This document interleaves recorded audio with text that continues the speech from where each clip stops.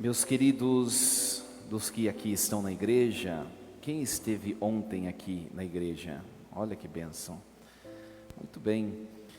Nós estamos no segundo domingo da Páscoa.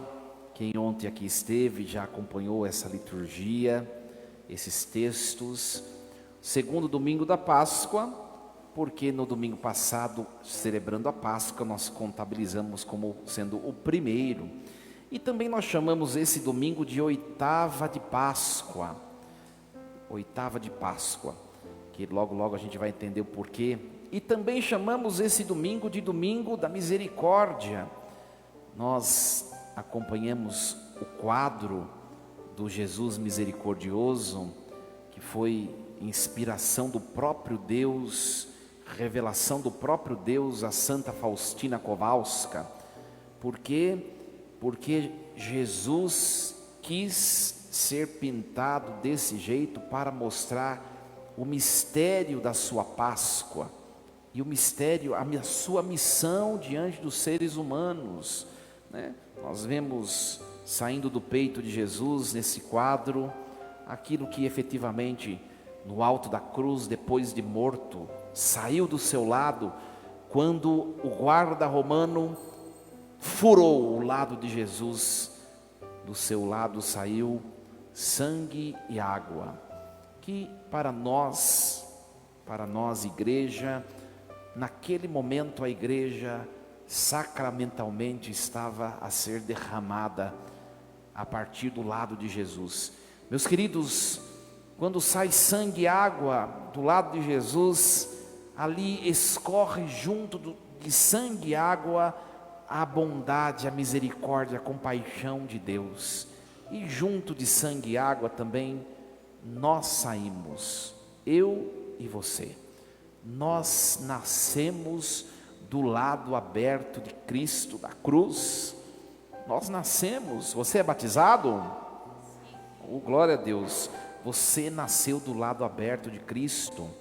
Lembra que lá no paraíso, o primeiro Adão, do lado de Adão nasceu quem? Eva. O novo Adão, Jesus Cristo, do seu lado aberto pela lança, nasce a nova Eva, que é a igreja, eu e você.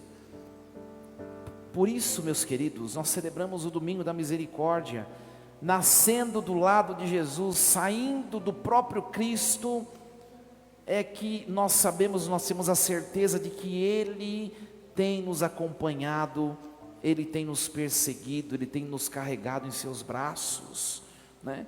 Quem é mãe aí? Erga a mão. Ora, quando você, aliás, para mãe, filho não tem idade, né? Não é verdade? Você não leva o seu filho junto de você, onde você vai, né? A mesma coisa Deus na pessoa de Jesus. Nós saímos do lado aberto de Jesus. Ele nos persegue com o seu pensar, com o seu olhar.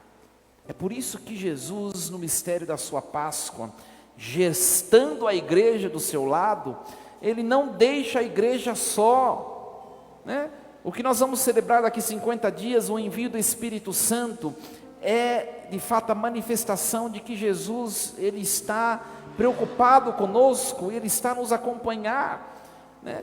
Olha, todos os domingos nós temos a possibilidade de tocar o ventre de onde nós saímos espiritualmente, que é o lado aberto de Cristo. Quando você comunga e você toca o Santíssimo Corpo e Sangue de Cristo na hóstia consagrada, você está contemplando o lugar de onde você saiu. Por que será que nós saímos de lá, né? E muitas vezes nós não voltamos mais para lá? Por que tanta gente nasceu do lado de Cristo, como igreja, e depois abandonou a Jesus Cristo? É a pergunta. Imagine você, mãe, o seu filho dizer assim, né? Sua missão já acabou, chega, estou indo embora. Qual seria a sua reação, o seu sentimento? Isso acontece quando nós trocamos Jesus Cristo por outras coisas. E aconteceu no evangelho de hoje exatamente isso, né? Eles estavam reunidos, os apóstolos. Quantos apóstolos tinha no cenáculo no domingo de Páscoa, semana passada? Aliás, esse evangelho, eu falei ontem, né? Esse evangelho, ele fala do domingo da Páscoa, e ele fala do 8º dia depois, contando pela Páscoa, que é hoje, o domingo seguinte. No domingo passado, é o começo do evangelho, estavam lá somente 10 apóstolos. Teve um que brotou do coração de Jesus, mas não voltou mais, Tomé. E quando Tomé, ele se ausenta da comunidade dos apóstolos, ele perde a oportunidade de receber o que Jesus entregou para os outros. Ora, minha gente, cada Eucaristia o Senhor nos entrega algo novo. Cada Eucaristia o Senhor nos entrega dons novos. Cada Eucaristia o Senhor nos fortalece para situações que vão acontecer na semana seguinte, que nós não sabemos. Cada semana que o ressuscitado aparece diante de nós, cada fim de semana, Ele está nos presentear com algo novo. E quando nós abandonamos o Senhor e não congregamos a igreja, preferimos o cômodo dos nossos lares, o churrasco com os amigos, a viagem não sei do que, nós perdemos o que Ele tem a nos entregar. Tomé não estava lá no domingo passado. O que Tomé perdeu?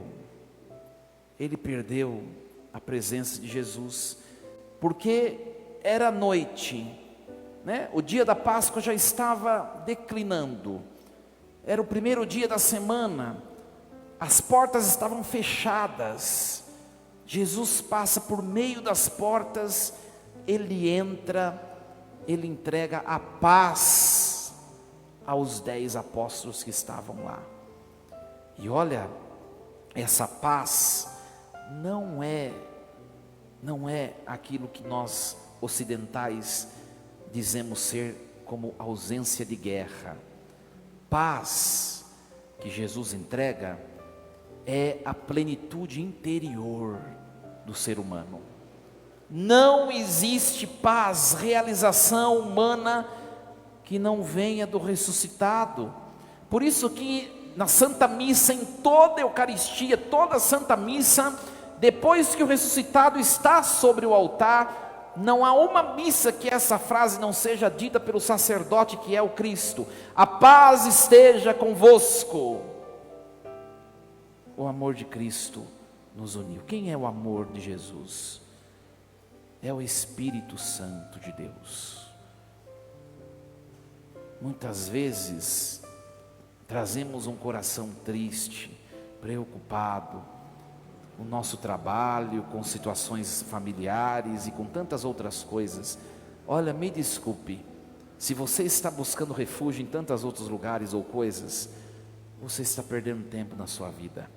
A paz só pode ser encontrada aqui. Essa plenitude humana. Hoje cedo eu dava aquele exemplo que eu já falei algumas vezes, né? Não sei se vocês já se encontraram com uma pessoa que está com uma enfermidade grave, por exemplo, ou está passando alguma situação difícil na vida, e aí você vê essa pessoa sorrindo, e aí você pergunta, você sabe que a pessoa está passando, mas ainda você vai lá e aí, como que você está hoje?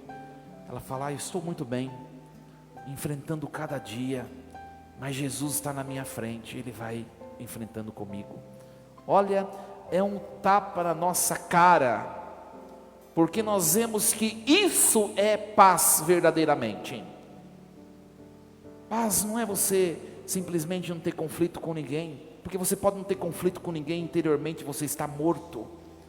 Mas essa pessoa que eu acabei de exemplificar, ela sabe que está no momento de calvário da sua existência, mas ela tem a certeza que ela está abraçada com Jesus. Se você não permanecer abraçado com Jesus, você não tem paz. Não tem paz, não tem plenitude humana, não tem realização humana.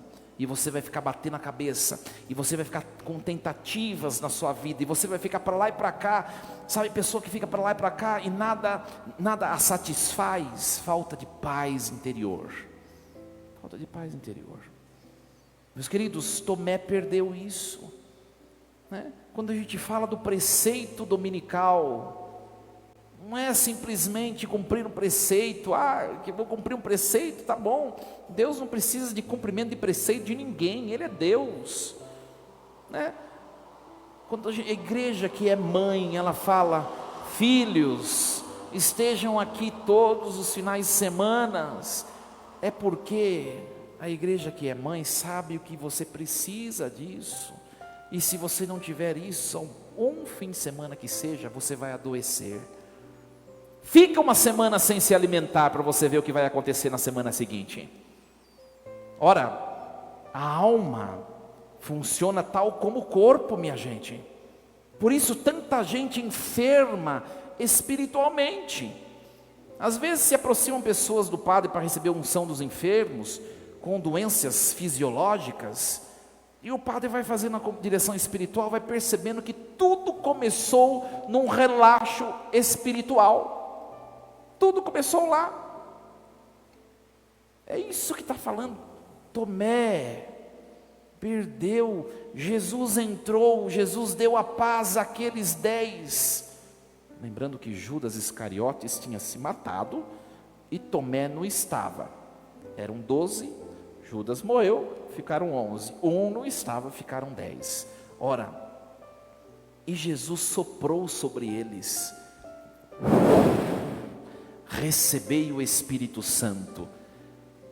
E Jesus entregou para aqueles 10 o poder de perdoar pecados. Tomé não estava lá.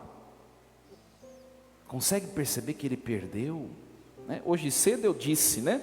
Hoje cedo eu disse na missa, né? Eu acho que Jesus, depois, o Evangelho de João não fala isso, né?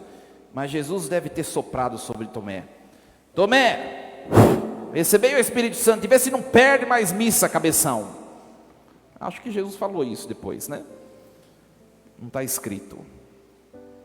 Então, minha gente, nós precisamos criar no coração a necessidade de Deus. Quem vai tendo necessidade de Deus, não fica um instante sem falar o nome de Jesus Cristo. Quando você está lá no seu nervoso, no seu trabalho, você para, fala: Senhor Jesus, me ajude. Quando você está num momento de glória, de conquista, de alegria, você fala: obrigado, Senhor Jesus. Quem de fato pertence ao ressuscitado, não tira mais o ressuscitado do seu coração, ou seja, está dentro do coração do ressuscitado, e o ressuscitado dentro do seu próprio coração. Essa experiência que Jesus quis fazer com esses apóstolos e quer fazer conosco. Meus queridos, foi no domingo de Páscoa que Jesus instituiu o sacramento da penitência, né? Foi no domingo de Páscoa, e Jesus disse aos 10 apóstolos: eu dou a vocês o poder de perdoar pecados. A quem vós perdoardes, eles serão; a quem vós não perdoardes, eles serão. Eu disse, acho que disse ontem também, né? Se algum protestante encheu o saco, né? Vocês ficam confessando para padre lá. Eu confesso para Deus diretamente. Manda o protestante ler o capítulo 20 do Evangelho de João, que está na Bíblia dele. O protestante é maior do que Jesus Cristo? Jesus disse: a quem os apóstolos e os seus sucessores, que são os sacerdotes, perdoarem os pecados, eles serão perdoados. A quem não perdoar, não serão perdoados. Você vai crer no protestante que critica o sacramento da penitência, ou você vai ficar com Jesus Cristo, que está na Bíblia católica e protestante, e está dizendo: eu instituo o sacramento da penitência? Em quem você vai acreditar? Aí, padre, mas por que não era tão mais fácil? Uma vergonha de ir lá no padre confessar, era mais fácil. Mas quando você morrer, você reclama para Jesus, ele quis assim, né? Aliás, minha gente, nem tudo na nossa vida não é do jeito que a gente quer. Aliás, nem você é do jeito que você quer, né? Olha suas rugas aí, sua careca, não sei o que também você não gosta de você. Você também não é do jeito que você quer.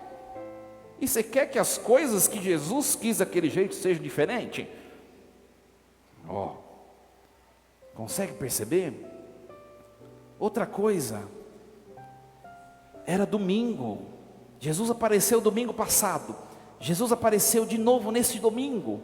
E se você ler os Atos dos Apóstolos, a igreja vai congregar a fé em assembleia, na chamada eclesia, aos domingos. E aí você vai numa religião protestante, os adventistas estão presos à lei antiga. Está no livro do Deuteronômio que todos devem guardar o sábado. Tá, está no Evangelho de João que a assembleia celebrava o culto aos domingos. O Antigo Testamento não foi abolido, disse o próprio Jesus, mas foi cumprimentado ou complementado. O ressuscitado apareceu no domingo. Você sabe por que chama oitava de Páscoa? Sabe ou não? Pois é, já devia saber, né? 30 anos de igreja e não sabe isso. Ora, Deus criou o mundo em 6 dias. No 7º, né? Sabe quando você trabalha, você chega aquele dia cansado em casa, você fala para sua esposa, vamos abrir um vinho bom, vamos tomar. Foi o que Deus fez, né? 6 dias ralando lá, no 7º ele ia abrir um vinho bom, né? Chileno, de qualidade, ia descansar. Ele deu uma olhadinha para baixo, Adão e Eva tinham pisado, escorregado, comeram o fruto proibido. Sabe quando você perde o olhar de uma criança, está tudo bem, se está lá fazendo alguma coisa, dali a pouco, está alguma coisa pegando fogo lá na sua casa? Adão e Eva. E o dia do descanso ficou para trás, já era 7º dia, já era Deuteronômio, o pecado atrapalhou tudo. Deus se levanta, né? Hoje cedo eu falei, qual pai ou mãe que está num churrasco e de repente lhe chega a notícia de que seu filho sofreu um acidente grave e vai continuar no churrasco? Qual? E Deus faria o mesmo? Se um pai ou uma mãe que não presta, pecador, sabe deixar um bem inferior para elevar um bem superior, ou seja, deixa uma festa para ir socorrer seu filho, será que Deus permaneceria no descanso enquanto o homem estava afundando no pecado? Não, minha gente. Por isso que precisou de um dia depois do descanso. O descanso qual dia é? O 7º. Um dia depois do descanso é o 8º.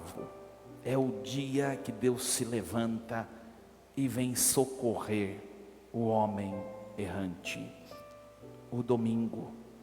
Por isso que igreja não é para quem tem asinhas de anjo, né? Dá uma olhada para quem está do lado aí, ó, né?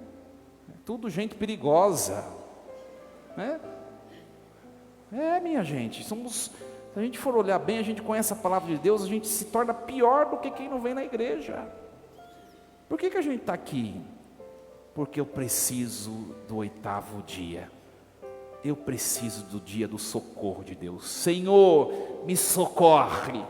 Cada missa que nós participamos é o 8º dia. É o dia do socorro de Deus. Então você não busque mais refúgio em nada que não seja Eucaristia. O centro da sua vida seja Eucaristia. Respire Eucaristia. Sonhe com a Eucaristia, que é o socorro de Deus. Nós somos privilegiados, meus queridos, porque o que nós vemos e veremos daqui a pouquinho, não é uma encenação. Aliás, eu fui numa gravação de um clipe do cantor católico Cássio Emanuel, né? Nós fomos, tem alguns ali que foram, e a gravadora era de um protestante. E aí o moço que estava organizando a gravação, né? O padre mexe para cá, passa maquiagem, até maquiagem o padre passou, né? E ele era protestante. E o padre foi lá para expor o Santíssimo Sacramento e gravar o clipe, né? Como adoração ao Santíssimo. Foi muito bonito, muito emocionante. E aí o protestante, coitado, é ignorância, né? Mas ele dizia assim, vire-se mais para a imagem. Ele chamava o Santíssimo Sacramento de imagem. Claro que ele não sabe, né? Não sabe, não é uma condenação, mas é simplesmente um relato. Nós sabemos que não é uma imagem, nós sabemos que não é pão, nós sabemos que é um ser humano chagado, mas ressuscitado, o mesmo que apareceu para os 10 e depois na semana seguinte para os 11, ele com suas chagas nos toca nossas mãos, né? Maria, José, Antônia, Pedro, não sei qual o seu nome, olha, toque as minhas marcas, coloque sua mão no meu lado, e você põe a mão no lado de Jesus toda vez que você se aproxima do sacramento da comunhão. E Jesus diz a você e a mim também: não sejas incrédulo, mas fiel. Aliás, o nome Tomé, chamado Dídimo, significa a palavra em grego gêmeo. Não sabiam? Né? Se a gente for olhar o grupo dos apóstolos, tinha grupos de irmãos lá, não é? Pedro, que era irmão de André. Tiago, que era irmão de... E o irmão gêmeo de Tomé, quem será? É você, cabeça dura igual ele. Irmão gêmeo, igualzinho Tomé. Sou eu, né? Então, minha gente, olha que realidade estupenda. O ressuscitado, ele faz Páscoa. Ele faz Páscoa conosco e nos entrega o dom do Espírito, né? Por isso, na primeira leitura de hoje, Lucas, que é o escritor dos Atos dos Apóstolos, ele vai mostrar como vivia de verdade uma comunidade do ressuscitado. A multidão dos fiéis, ele podia escrever assim: a igreja do ressuscitado era um só coração e uma só alma. Você pertence ao ressuscitado? Sua casa pertence ao ressuscitado? Se não congrega na unidade um só coração e uma só alma, ali não habita o ressuscitado. E não é tão simples assim, minha gente. O que é o coração? O que representa o coração nesse texto? É claro que na tradição semítica, o coração é diferente da tradição ocidental, da nossa tradição. Para nós, no coração residem as emoções, os sentimentos, né? A gente faz assim, né? Apaixonado. Uma tradição semítica é o contrário. O coração é o pensar. E a alma são os sentimentos. Se não for um só coração e uma só alma, não pertence ao ressuscitado. Vamos começar. Você que é casado, quem é casado aí, erga a mão. Vocês estão sendo um só coração, uma só alma? Aí, padre, de vez em quando. Então falta mais ressuscitado aí. O que é ser um coração e uma só alma? Né? Olha, preste bem atenção. Não é um ser igual ao outro, viu? Porque se você quiser casar com alguém igual a você, fica sozinho e casa com espelho, né? É diferente. É diferente. Só que alguns pontos elementares têm que ser iguais. Os valores, a fé, né? valores, fé, algumas coisas, alguns ideais têm que ser os mesmos. Por isso que quando namora ou quando noiva, já tem que ver. Se está tendo muita faísca aí, tem ideais que são diferentes. Ou se apruma, ou tchau, a fila anda. Não vai dar certo. Não vai dar certo, né? Valores, fé e alguns outros pontos que não são negociáveis tem que ser comum. Tem que ser comum. Como assim, padre? Fé? Fé, religião. Eu não posso casar com protestante? A igreja faz casamento de católico com protestante, né? O Código de Direito Canônico permite, mas é raro dar certo.